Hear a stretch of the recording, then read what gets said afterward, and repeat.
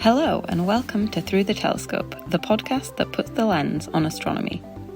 I'm Rose Waugh and I'm an astrophysicist and science communicator. And I'm Elliott Bruce, and I'm neither of those things, but I'll be trying to find out why we should even care about astronomy.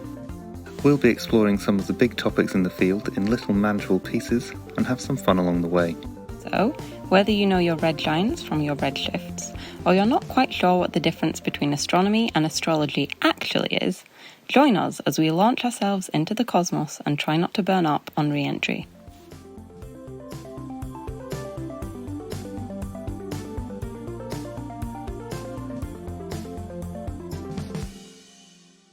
Through the Telescope is sponsored by Pic Astro, the astronomy and astrophotography image sharing app, dedicated to your images of the cosmos no matter what stage you are on your journey around the universe. No ads, spam, or fake accounts.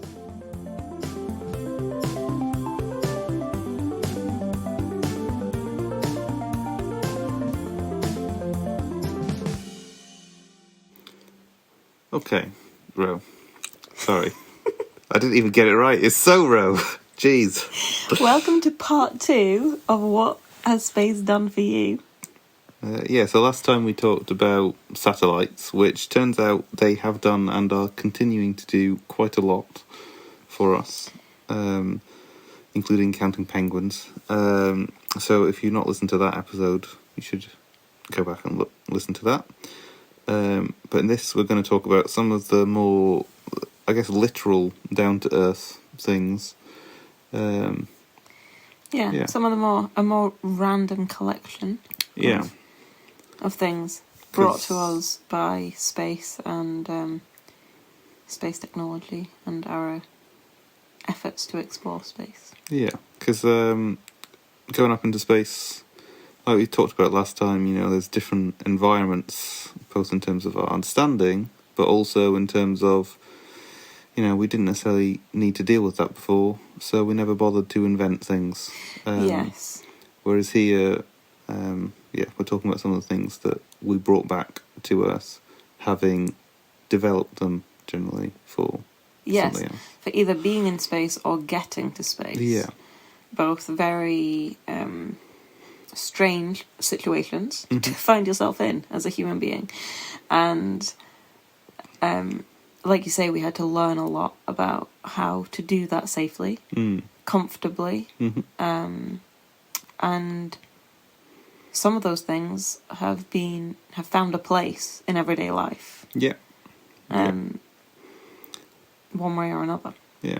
Yeah, some of those are from launching satellites, using satellites. Other ones are from sending people to the moon, or potentially beyond the ISS as well. And I guess similar to what we were saying at the beginning of the previous episode, there's maybe, again, a caveat of, maybe somebody would have designed this in a way. I think with some of these, it's less likely, and some of it is just sort of, it came out of that history, or some people have claimed that it's come out of the history of space. Yeah, I mean, I think some of them are maybe more weird than others. Some of them are maybe more normal things. And like you say, maybe we would have eventually come up with that anyway. But we didn't until that point. Yeah. And so I guess there's still some value in that. Yeah. Yeah. So, like materials, for example, a lot of the materials that you are maybe used to having in your house, in your life, they've been designed, been come up with over however long, to fill a role in your normal life. Cotton clothing has been around for a really long time, woolen jumpers, whatever. There are obviously newer materials, but they've come about to fill a particular role of Earth life. Yes. when you go to more extreme environments, whether that's literal space, Mm-hmm. or sitting on top of a huge amount of fuel that's about to explode underneath you and shove you into space. Yeah. A lot of materials have to be different. Yeah. They have to be able to withstand these environments. Yeah, and as well as, if you've got a rocket and you send it up into space, you've got massive forces going on as you launch yourself up there, but also you've got, the rockets themselves are going to be incredibly hot. Then once you get up into space, it's then incredibly cold, and if you've got anybody inside there, they probably don't want to be that cold. Or that hot. And then if you want to bring those people back, which they would probably quite like, you're then going to make sure they don't get too crispy when they come back back through the Earth's atmosphere. So there's not only is it extreme conditions, there's also completely opposite extremes of high pressures, low pressures, high temperatures, low temperatures. All of the above. Yeah. Especially when you've got 3 people in a tiny little can.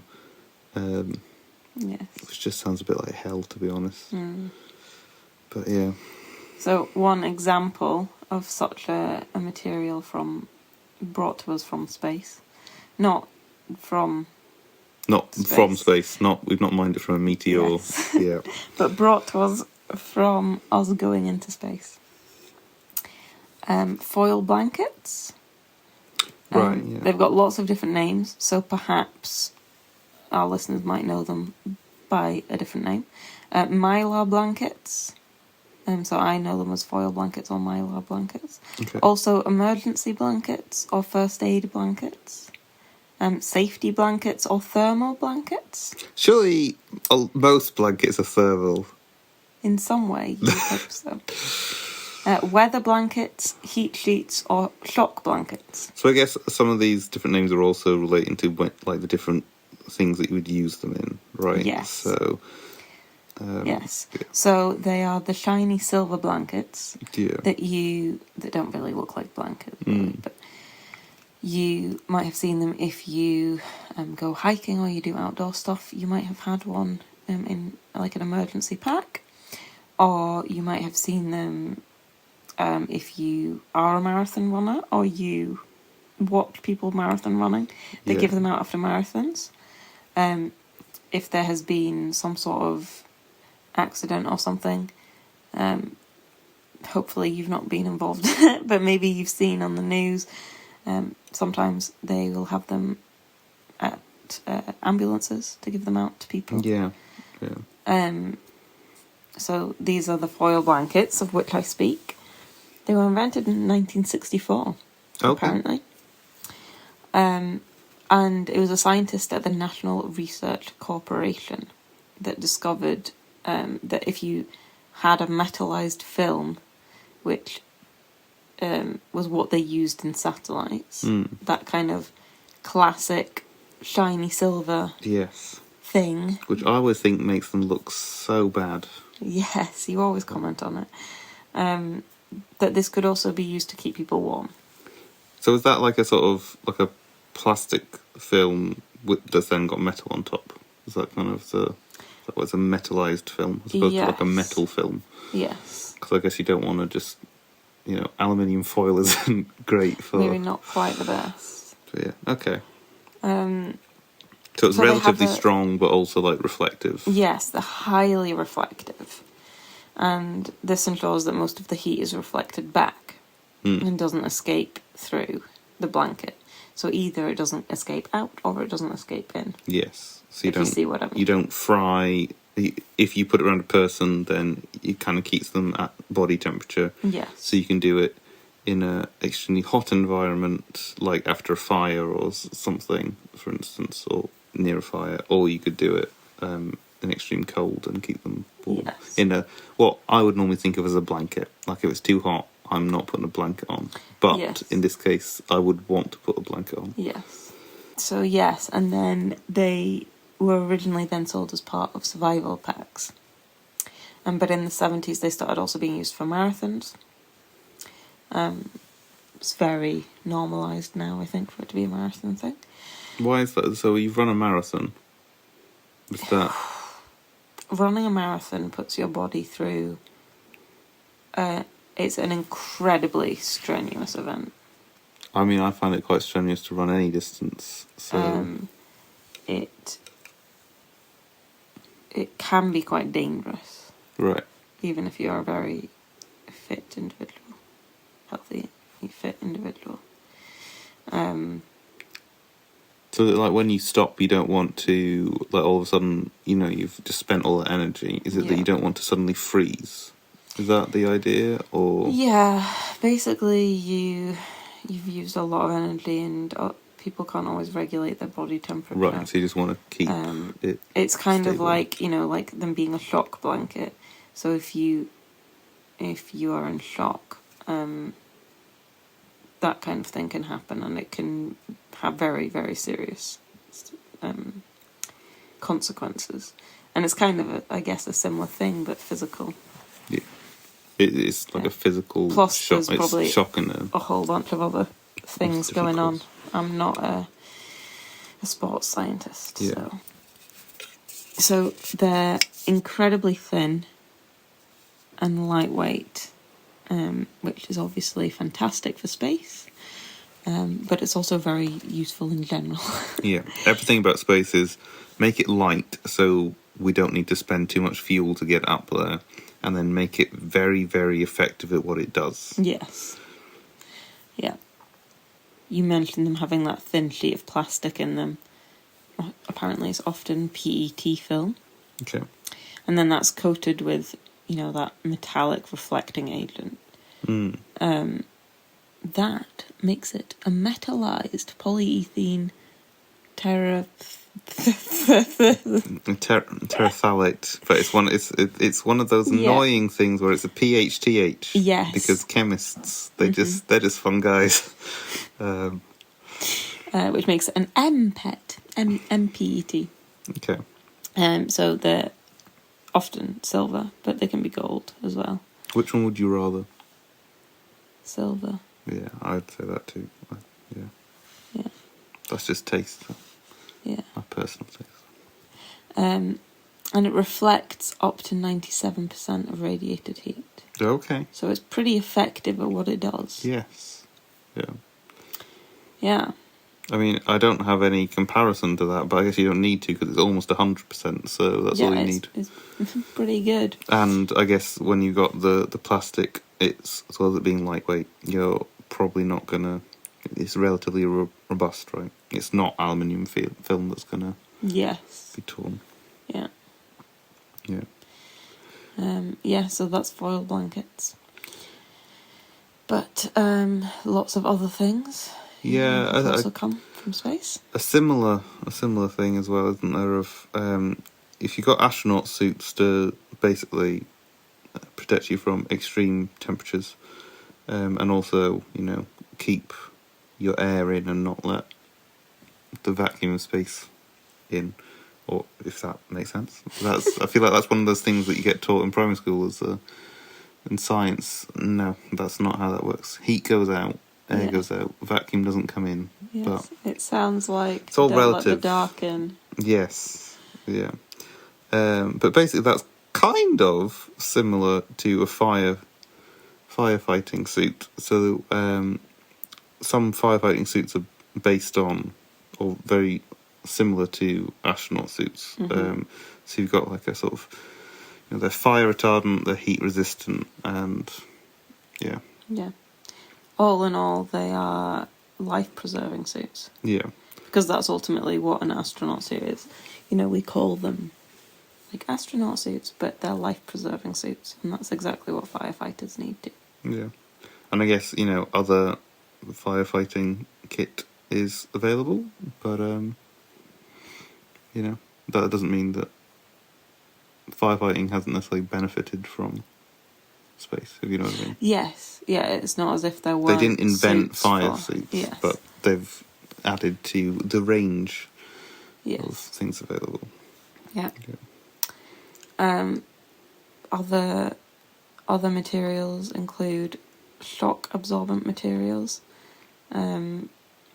which are currently used as protection for buildings, bridges, whatever, against earthquakes. Okay. Right. Yeah. When you have a shuttle that you are launching into space, it experiences a huge amount of force and,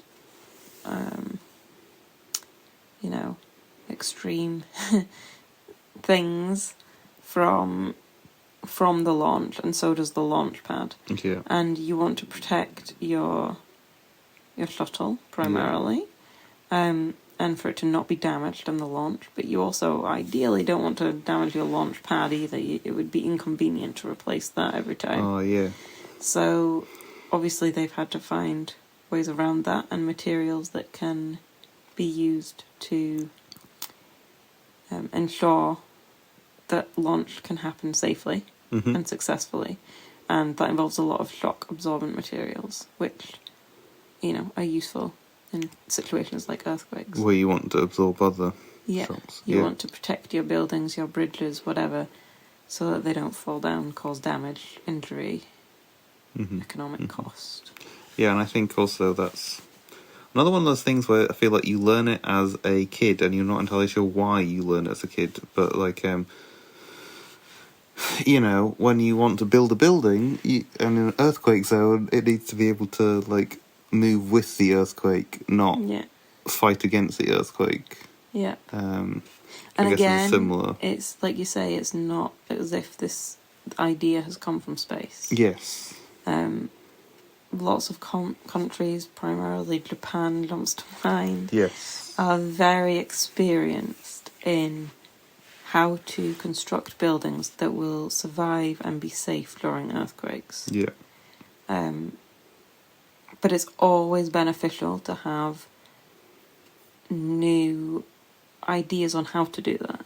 Yeah. And new technologies and materials on how to do that. Because what is great for one building or one situation is not necessarily great for all buildings or all situations. Yeah. Yeah. I think on a very different and much more mundane level, one thing that I personally have benefited from, so thanks NASA, because I think this is NASA, but I have scratch-resistant coatings on my glasses, which I think is now, like, I think as a kid it was, like, optional, but now it's like, yeah, they all come with that. Right. It feels like anyway.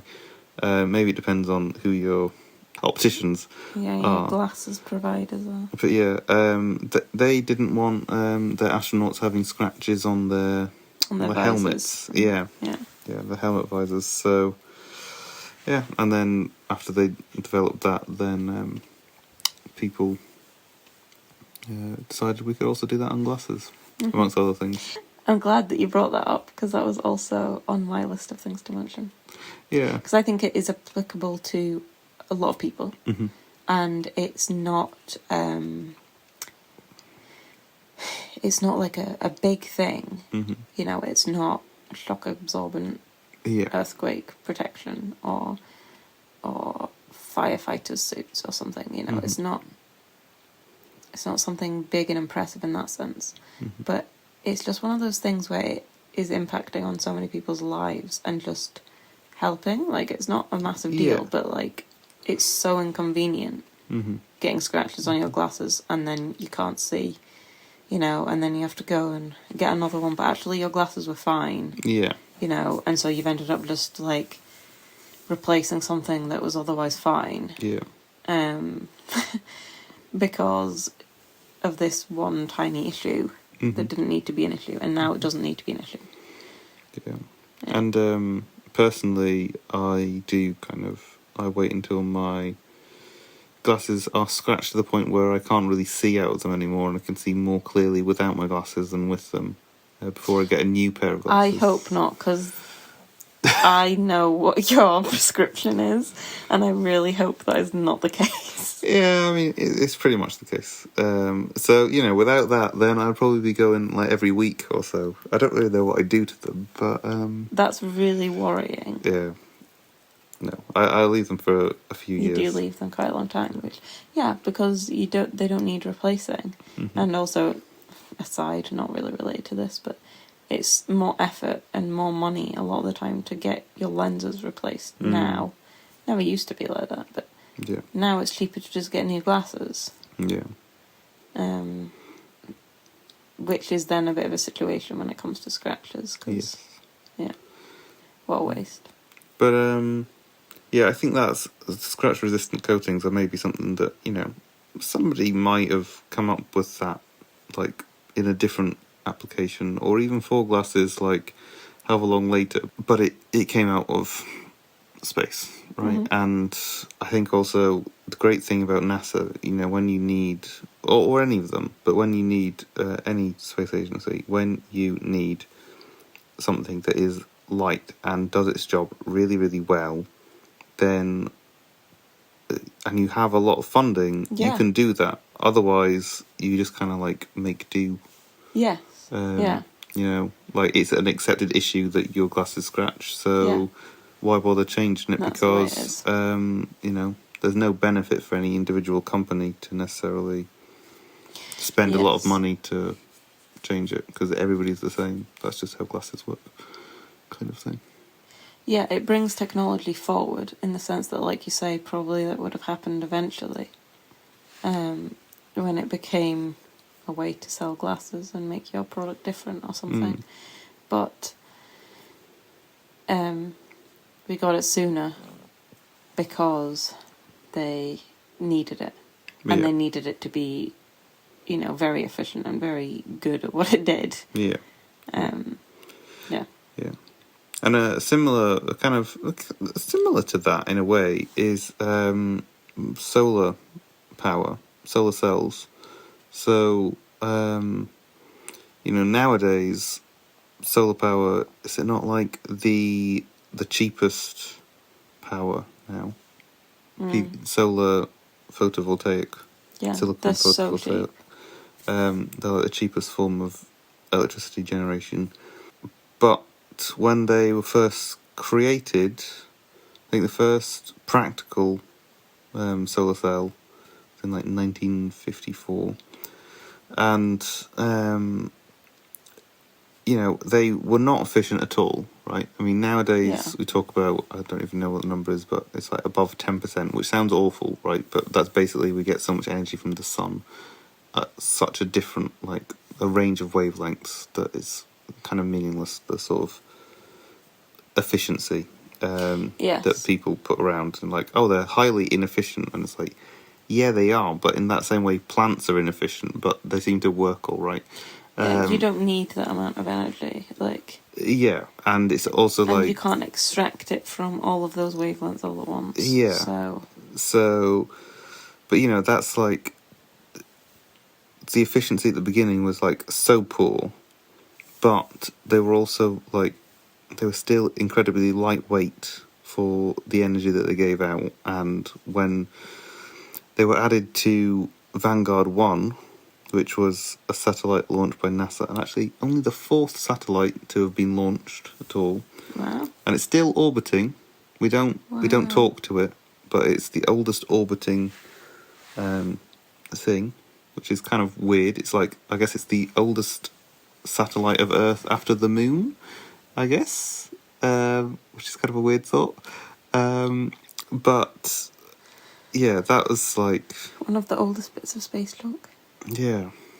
But again, it's like 1960-ish, and it was only because NASA was able to provide so much money. They were like hideously expensive at the time, but they were the best option for them, and that was how originally solar cell development was funded, was by their use in satellites, and then later like other space things, because that was the only sort of place where application made sense, because you needed them to be lightweight, and people were prepared to spend a lot of money, and out of those sort of early types of solar cells, we've ended up with solar panels that we have today.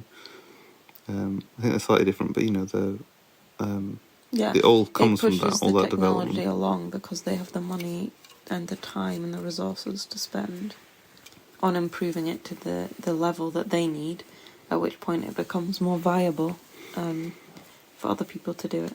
Yeah. And I think, a completely different sort of area is that of health, and it's all based on putting people into space is quite a Yes. weird environment for them to be in for multiple reasons, so for instance, they can't just make a sandwich up there, so you've got to give them like really horrible, like, I don't know, food pastes and things. Yes. But then... But you still need to ensure that they're getting adequate nutrition. Yeah. And if anything, they need it more than most people, because you can't afford for things to go wrong. Yeah. and stuff like that. Yeah, you have to be very careful with that. And that leads to one of my favourite, just in the sense that it's weird. Yeah. Favourite applications of the enrichment ingredients to ensure that the astronauts were getting, correct nutrition, vitamins, minerals, etc. When NASA put them in space, these enrichment ingredients that they put in their food are now being used in baby formula. Which I think they should put on the label, Space technology. Well, no, I think they should be like, baby formula approved by astronauts or something, Approved. Space food. Like you say, approved by astronauts. Yeah. Or accepted by astronauts, maybe. Yeah. I guess it probably doesn't taste of much, because it's not exactly like they gave the astronauts baby formula. No. Like, it's the the enrichment aspect of the baby formula. That's the thing. Nowadays they have like dehydrated and like freeze-dried things, don't they? That are nicer than... Which doesn't sound particularly appetising. Yeah, I think some foods in space are nicer than others. Yeah. Which is true on Earth as well. So. Yeah, that's true. Yeah. But also another thing for astronauts is that, when you send someone up, you want to check that their vital systems are all okay. Yeah. And so that led to, like, electronic monitoring of, like, pulses and other medical things that I am unaware of. Yeah. And that system was then used for basically like ICU and just sort of routine like monitoring of things. So if you go into a hospital and they want to do any sort of form of checkup, as well as like your blood pressure, which I don't think is from space, but it could be. With but the like the little horrible oxygen monitor they do on your finger. that kind of thing. Yeah. Or and they're so cheap to make. yeah. So that is based on I think the Apollo missions originally. Right. Maybe even earlier than that. But that's also the same sort of thing is actually used in, little insulin pumps that they like release insulin if you've got diabetes, and they like monitor your blood sugar. Yeah. And then once it reaches a threshold, it like releases how much insulin, so then you're not like having to stab yourself with a EpiPen every however often, and also monitor your own blood pressure and like prick your blood thumb sugar all the time. That is again based on the same sort of thing, from basically monitoring astronauts like everything, which is kind of insane. And I guess maybe, again, it's the there's a will to do it, and because of that you start off making the technology to the point where it becomes more viable for other people and companies to then decide that they'll invest in pursuing that and changing that and modifying or potentially improving that. And whilst there would always have been a demand for those things, the technology just wasn't in the place to for that kind of to happen. And I think a lot of things seem to come from Apollo or near Apollo, and I don't know if that's just related to the fact that a lot of health things in particular are like, once we got people up into space, we like knew that they were fine, or to get there in the first place we had to develop things, if you know what I mean. And there's not been so much since then. But since then there's a lot of research that goes on into health in microgravity or whatever. Yes, and also like longer term things, yeah. Right? Like if you're up there for 6 months or something. But we didn't really know what would happen to a human in space. Because it had never been done before. Yeah. You know, and so, as with anything, the steep learning curve was very steep then by comparison to now. And there were certain questions that they needed some sort of answer to, or some sort of confidence in being able to manage situations. Yeah. And so the technology probably boomed then a bit more than now, just because the demand was kind of higher in a different way. Because we knew they'll probably be fine, but you know, what's the sort of long-term effects, as opposed to just, will this person actually survive? Yeah. Because we don't really want to like talk about like we launched somebody into space and that's but slightly sort of lopsided is the wrong word, but lateral maybe sort of application of space technology to health is when they were doing the Apollo missions and they were taking images of the moon, they wanted to basically process all of these images using computers to improve the images, and I think maybe even like sort of start to understand the like topography almost. Right. But basically those same techniques, or the same sort of digital processing of images, is what then led to the computer processing of, computer topography. Topography or computer-aided topography and MRI scans. Yeah. So, you know, that's just taking pictures of the moon. But again, the nature of processing those images has then been used in a medical setting, which I think, again, you know, tech is like a big sector and probably would have been otherwise, but like I feel like computers, one of the first big uses were space related, right? Yeah. After like code breaking. Yeah. So would we have CT scans and MRI scans if we didn't have space science? Maybe. Yeah, we'd probably have something similar, but how long would we have had to wait for it again? And I don't know. Maybe it would have been the same. Maybe it would have been different. Yeah. I like to think we would have eventually come up with something similar, because they're obviously very useful. And I like to think eventually there would have been like, hey, there is a demand for this thing. Yeah. But yeah, how long would we have to wait? We don't know. Yeah. Yeah, a lot of tech comes from space, like you say. So another example of, a couple of examples actually, of things that probably most of our listeners, if, you know, maybe not all of them, but probably most of them use pretty regularly or have used. They could be using them right now, Ro, listening to this. Yeah, they could be using both of them right now. wireless headphones. So they were developed because they didn't want astronauts to get all tangled and trapped in wires while communicating with each other and people on the ground.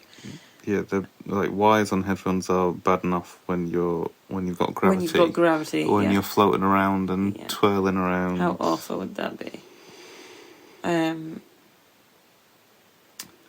now they're just a huge part of normal life. Yeah. You know, Yeah. I own one pair of earphones that have a wire because they came with my phone. Yes. I have one set of earphones. They're wireless. Mm-hmm. I've got a couple of sets of headphones. Both of them have the option of being wireless. Yes. I like with my headphones to have the potential for a wire. In case I'm at my desktop, sometimes I like the wire, just because I don't have to worry about having them charged up. Yeah. And I'm not moving because I'm sat at my desktop. But when you're in 0G, you don't want the wire there, so you unplug it when you're not on your laptop. But I certainly don't want to use my phone with a wire attached. Yeah. You know, going for a run, walking down the street, literally anything. I don't want that. Wireless headphones are so useful and such a part of my normal life. You know, maybe not every day at the moment, but at times everyday life. But know? It's also so weird because I feel like it wasn't that many years ago that you first got wireless headphones. Yeah, I mean it was a while ago because we are now old and we've been together a long time. Yeah, that's true. But yes. Yeah, and I guess they didn't invent Bluetooth because is that Ericsson? Mobile company, but the technology that Ericsson's still going. Well, I don't know. They're now Sony Ericsson, aren't they? Oh yes. Oh, that was a long time ago, wasn't it? But yeah, I think Bluetooth is named after a Viking person. But anyway, the technology that sort of underlies Bluetooth, because Bluetooth is like a particular form, right? Yes. It's like wireless communication. Yeah. That's what the other bit of tech that I was going to mention was camera phones. So, you know, we potentially would have still had camera phones, but I don't really know what they would have been like. So some technology started out at JPL, the Jet Propulsion Lab. That's part of NASA, is it? Yeah. Or... And they were working to reduce camera size for their space missions. Because everything's smaller if you can. Mm-hmm. And ultimately this technology ended up being used in our camera phones because it allows for the camera phones to be quite thin rather than having to be like really bulky. Maybe you wouldn't want a phone if it was going to end up being the size it was otherwise. Yes. And it certainly wouldn't have been such high quality image either. A guy called Mr. Fossum. That sounds a bit like a Dickens character. Yeah, it does Mr. a bit Fossum. actually. Who was working at JPL, invented this thing called active pixel sensor. And they have like these amplifiers within each pixel that boosts the output that you get from every single photon that arrives in your camera. And that improves the quality of the image by quite a long way. It also ultimately led to better battery life. It didn't drain the phone battery as much. Your image quality is better, but it also led to the ability to tilt, zoom, detect motion, target tracking. Okay. And image compression as well, which are all obviously pretty useful or liked in some cases things. So camera phones just wouldn't be the same. So do you think astronauts took the first selfie? No. the first selfie was taken by an old-fashioned camera, Oh, wasn't it? probably. I'm pretty sure I've read about the first selfie before. It's probably like the first, is it like Daguerre or someone was his daguerreotype or whoever. Oh. So the astronauts did not give us the first selfie, but No. they led to camera phones. Yeah. It being feasible to have a camera in your phone and it being so good at so many different things whilst being so tiny. You know? Yeah. I think a similar but completely unrelated thing is, you know, those little teeny tiny handheld vacuum cleaners that you get for like sucking up little bits and pieces, like for your car or whatever. Yeah, and I think I've seen something kind of similar with like underwater like excavations to clear up silt. So in the same way, I think in the Apollo missions when they wanted to collect rock samples and they were drilling stuff, they would have a little hoover to clear up the dust that they were making. Yeah, because it's pretty different in such low gravity. Yes, and I love the sort of the names that crop up in these, like the company names that you're like, I know those people vaguely. But NASA asked Black & Decker, oh, I love that. Can we please have some things? And could you please make us a vacuum cleaner? And can we also get a drill on the side? Yeah, and I've never heard of these before. Maybe it's that I don't buy Hoovers, or maybe it's that they're not necessarily for sale in the UK. I don't know, no idea. But Black & Decker Dust Busters are what came out. So they were like the first brand of things. Okay, I think I want to get one now, just for the historical. You know what I mean? Yeah, and then the kid can be like, why have you got the Hoover and the drill out? You're like, I'm recreating the moon landings. I think they're pretty handy for cars, so I don't know if they'd also use it within, you know. Like, I don't know if that's like they took a packet of crisps up with them and they're like, oh, they're just getting the instruments. Yeah, that probably sounded awful on the recording. I hope no one's wearing their wireless headphones. Other random things. Nike Air Trainers. So you say Nike, not Nike? I do, sorry. I don't know. I don't know what you're really meant to say. I think, well, it is Nike, but I'm from the UK and I'm from specific parts of the UK. Well, I am also from the UK, so I don't know really what Air Trainers are. Yes, that's fair. It's not something I would expect you to know. I'm also not sporty, and I assume it's a sporty thing. And I have never worn them myself. But again, that could be a cultural thing within the UK of who would wear them. It might not translate across countries. There are certain trainers that you get from Nike or Nike. They're not like one set of trainers. You know, they have like a range. Right, okay. And they have really padded soles. Okay. The reason that they're so squishy and kind of like bouncy and kind of comfortable is that they have lots of air in them. Okay, that's why they're called Air That's Trainers. why they're called Nike Air, yeah. Right. And this collection of trainers that involves putting air in the bottoms of these trainers to provide this cushioning came from a guy called Frank Roddy. Okay. Frank Roddy or Frank Rudy?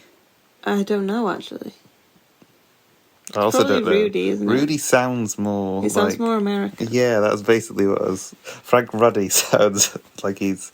I don't know. It's very English. Yeah, it's a different kind of inventor. In Scotland. Yeah. Well, I'm very sorry to all our American listeners there, for potentially and probably mispronouncing Frank's last name. He might have got it right. He was working at NASA at the time. Okay. And dreaming about shoes. Yeah, he was just working at stuff in NASA for the space missions. Okay. And he thought, hang on a minute, this could be in trainers. So he worked with Nike Okay. on this. I don't know how NASA felt about that. So I assume they were fine with it. he was working at NASA and he put air in things, and then he was like, I'm going to go and work for a shoe company and put air in their shoes. Is that basically the long and the short of it? Yes. Okay. Although, I don't know, I think it was more he worked with them rather than for them. Right, okay. Okay. I think it was more freelance and they probably paid him, but... Okay. Yeah. Yeah, other random things. We maybe could have talked about this earlier, but I saved them for now. Reducing the emissions from heating systems. So, okay. We get emissions from a whole bunch of different things that we do in life. Mm-hmm. But they use this thing called miniaturized ceramic gas sensor technology. Right. I had to write that down because I didn't think I was going to remember it. Small ceramic gas sensing. Yes. Right. Okay. Sensors that were used and are used to measure oxygen levels around satellites when they re-enter the atmosphere is now being used in heating, like combustion. Right. Because it's all about, gas. So it's being used to remove some of the harmful gases that, exhaust gases from these systems. Okay. And it can reduce the fuel consumption by 10 to 15%, which I think is quite a lot, really. Yeah. Like that's like a noticeable amount. Definitely. Well, when you then replicate that on on a big scale. Yeah. Yeah. Okay.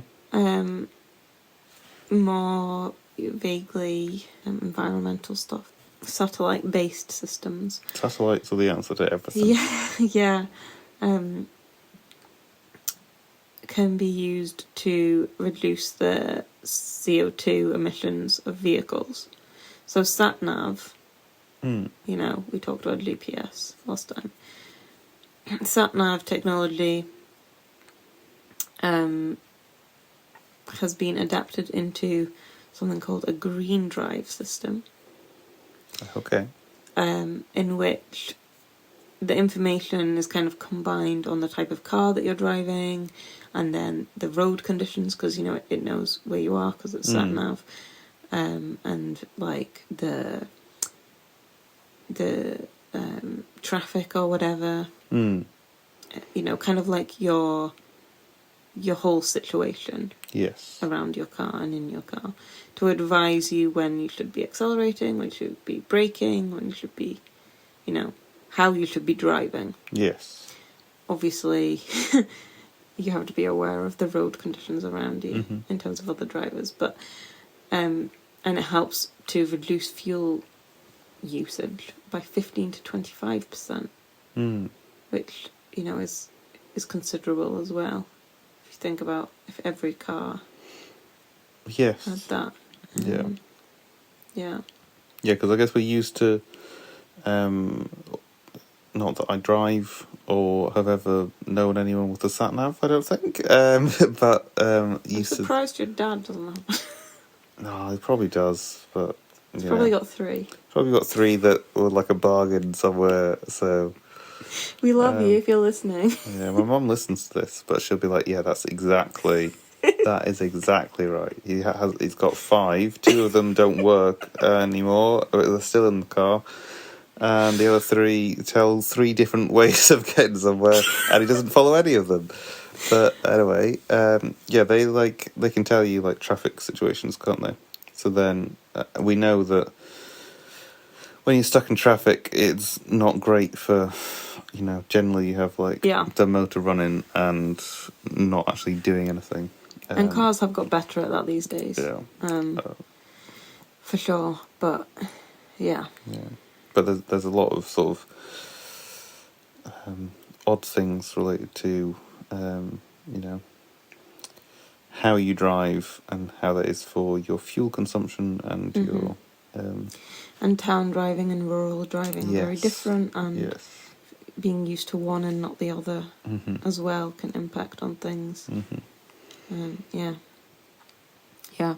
My last of the kind of environmental random things is making wind turbines more efficient. Okay. Through a remote sensing technology that came from space. So, similar to an instrument that's being used on an ESA mission, an instrument has been built to measure accurately the direction and speed of the wind, and therefore it can help us, or help the people running the turbine, to make decisions about more efficient use of the turbine. Yeah. Because, wind turbines are fantastic, but their efficiency is very dependent on, lining it up correctly and getting all of them synced up with each other. Yeah. If you've got more than one on the site and stuff. Because when you got more than one, that then affects the air around it, the airflow, so then you can't just... They need to be separated in certain bits, and maybe and only you have want certain them ones to running. all be kind of like going with the wind. Yeah. And not disrupting the airflow, like you say, and therefore disrupting the wind around all the other ones. Yeah. And also, what I found crazy how many years ago is, you got a wind turbine, more wind, more power, but they shut them down because it's actually damages them if they spin in too high wind. So I guess there's also like that element of if it gets too fast, then they might shut down as well from a remote presumably, sensing. because especially if you know that the data you're getting is more accurate, because you would imagine and hope that they always are on the side of caution and they're going to shut down before they think it's an issue, if you know what I mean. And if they're more confident in knowing what the wind speed is and how close to that limit they're getting, they might not have to shut down so early. And stuff like that. So I think there's something kind of similar that's called like miniaturize, again with the miniaturized thing, because small is better in space. Like miniaturized electromechanical systems, or MEMS, I think, which they're everywhere in anything ever, but basically something to do with it converts sort of electrical signals to mechanical action. Yeah. And I think you get them in like your washing machine and other random things, like so many different things. But one thing that they're in is in your car airbags, so that they can sense when you brake or I guess something brakes for you, as it were, and then triggers the release of the airbag. So there's like a whole load of different sort of situations that they're used in, and basically again it's like they've made really tiny sort of electronic systems for space, which then ultimately has been a technology that's been used everywhere. Really. But quite a lot. And loads of other ones, including non-stick frying pans. If you go digging, you can find lots more. Some random things with no explanation, just because some of them made me smile. Freeze-dried food that you mentioned earlier. Yes. Ear thermometers. Okay. Very common these days. And water filters. Yeah. For making your water drinkable and clean. Which I guess is important when you're on the space station, and I'm guessing that maybe all of your water comes from Wii, does it? Yes, it does, yeah. Okay, right, yeah. Which Bear Grylls, or maybe other survival people do anyway without a filter, so I'd choose the filtered option myself.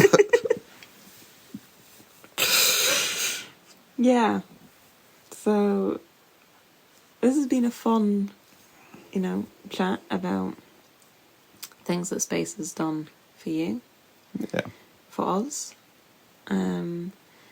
We've managed to cover 2 episodes with it because we had a lot that we wanted to talk about. Yeah. I hope that it's helped to convince you, Al, that space has done stuff for us. Because I know that you know that deep down, but you always joke to me about what's the point, Yeah, In fact, I think you joked about it on the very first episode. Yeah, I think for me, it's more...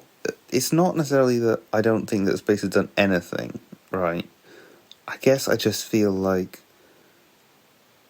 there's a lot of effort that goes into space, right? And at the same time, we could put a lot of effort into other things, in terms of time, money, and if it's just to get nice pictures of galaxies and a non-stick frying pan, then maybe we should prioritise other things. But it turns out, actually... Thankfully, it's not just non-stick. It's not just non-stick frying pans, which I have a particular pet peeve, given that I am apparently a very stick frying pan person. Yeah. Well, but yeah. Yeah, I mean, potentially in the future, we might talk about how actually, whilst a lot of effort and money goes into space, it's the funding that science gets is very small by comparison to many other things. Yeah. But that is not a conversation for just now. No. But yeah, I guess I can say space has definitely impacted the world, society, in a lot of cases for a lot of good. So, yeah. Thanks. I mean, we have NASA. also picked ones where it's benefited. Yeah. Yeah. Because that was the brief that you sent me. Yeah, I think it's also nice to have a couple of sort of positive episodes as well. Not that other episodes are not positive, but just like, a lot of the time you hear things and it's like, the world is awful. Hell in a handcart. Feels a bit like it right now. Yeah, and it's just nice to be like, oh, well, some, just random nice things exist, including the Black & Decker bus dusters, dust busters, available from all good retailers. We don't know what they are, though. We don't know what they are. If Mr. Black and Mr. Decker are listening, we are available for sponsorship. If they want to give us a free little Hoover, yeah, I'd love that. I mean, first of all, our Hoover is rubbish, but secondly, I would just have it in my Astro collection of things. That's some good history. Yeah. Okay, well, thank you for listening to yet another episode, and we'll see you next week. So that just about wraps things up for this episode. Please, can we encourage you to subscribe to Through the Telescope wherever you find your podcasts, and if you like, you can leave us a nice positive review as well. It really helps the show and it makes it easier for more people to find us. Feel free to send us any comments, questions, or suggestions of things or people you'd like to hear about or from in future episodes. Or perhaps to put yourself forward to chat about your own astro research or experiences. As always, you can find us on Instagram at Through the Telescope Podcast, or you can find me at astrophysicist_Rose. You can also find us on Twitter at The Telescope Pod, and you can contact us by email at throughthetelescopepodcast@gmail.com. And with that, we'd like to thank you very much for listening, and we look forward to seeing you again next time. Bye. Bye.